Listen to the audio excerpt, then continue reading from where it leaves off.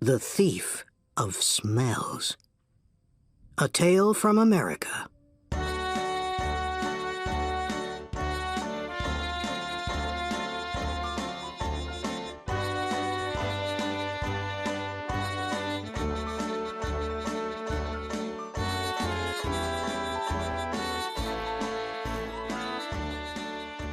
There was once a baker who had a shop in a small town in America. This baker was not a very kind man. He never gave his customers any more bread than necessary for their money, and he never smiled. But he was a very good baker. His bread was the softest bread that you could imagine.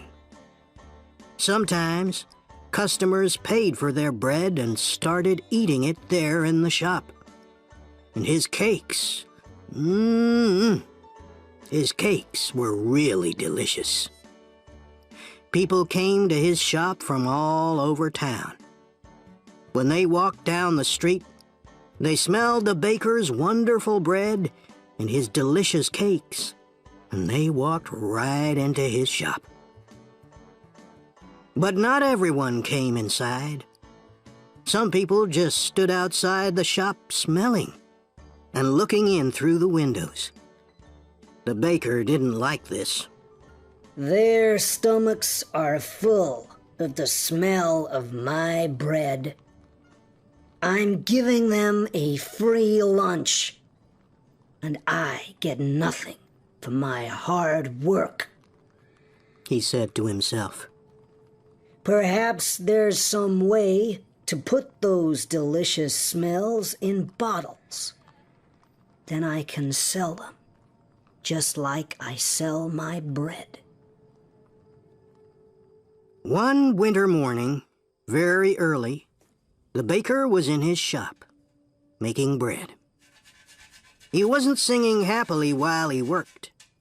He was complaining to himself about getting up early, about the cold weather, and about anything that came into his head. In the middle of all this, he looked up and saw someone looking in through the window. It was a young man wearing an old coat. He was looking at the baker's bread, and he was hungry. He was smelling the fresh bread and smiling. When the baker saw him, he felt very angry. That thief outside my shop has a stomach full of the smell of my bread. It's a free breakfast. I get nothing for my hard work, while he steals my smells. The man didn't move. He just stood there, closed his eyes, and smelt the fresh bread happily. The baker was really angry now. He walked across the shop, opened the door, and shouted at the man, "Pay me!" Pay you for what? asked the young man in great surprise. For the smells that you've stolen, replied the baker. But I've stolen nothing. I'm only smelling the air. Air is free, said the hungry young man. It's not free when it's full of the smells from my shop, replied the baker. Pay me now, or I'll call the police. When the young man didn't pay, the baker took him by the coat and pulled him through the snow to the judge's house. He knocked on the door. After a long time, the judge opened the door in his nightclothes. He looked at the baker and the hungry young man standing outside in the street. It was 6 o'clock in the morning. What could be so important so early in the day? This man is a thief. He stole the smells from my shop, said the baker. The judge was surprised, but all he said was, "Come in and tell me your story. But first, give me time to dress myself." he went back into the house. After a few minutes, he came back and he took them inside. They all sat down together around a large table. "All right.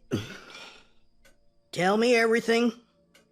Baker, you start," said the judge.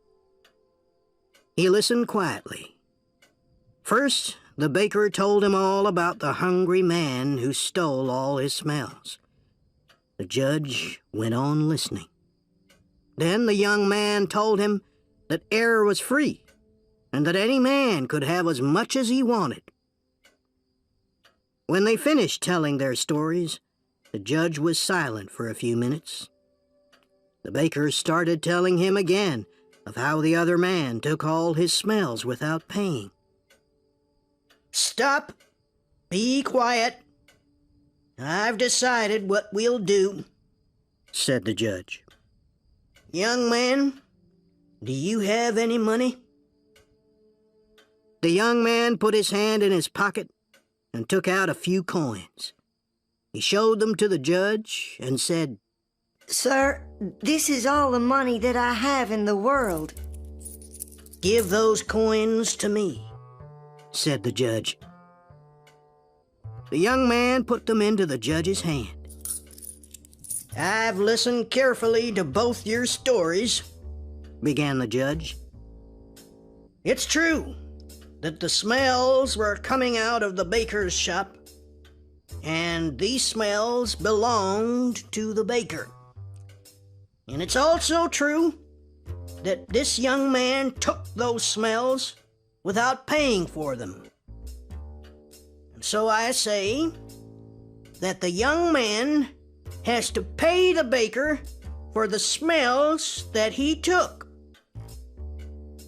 The baker smiled, perhaps for the very first time in his life. He held out his hand at once for the money, but the judge didn't give him the coins. "Baker, listen and listen carefully," he said. He shook the coins in his hands, and they clinked together. "That can pay for the smells," he said to the baker. Give me my coins, sir, said the baker, not smiling anymore. "No," said the judge. "I've decided that the sound of money is the best way to pay for the smell of bread." And with that, he gave the coins back to the poor young man and told him to go home.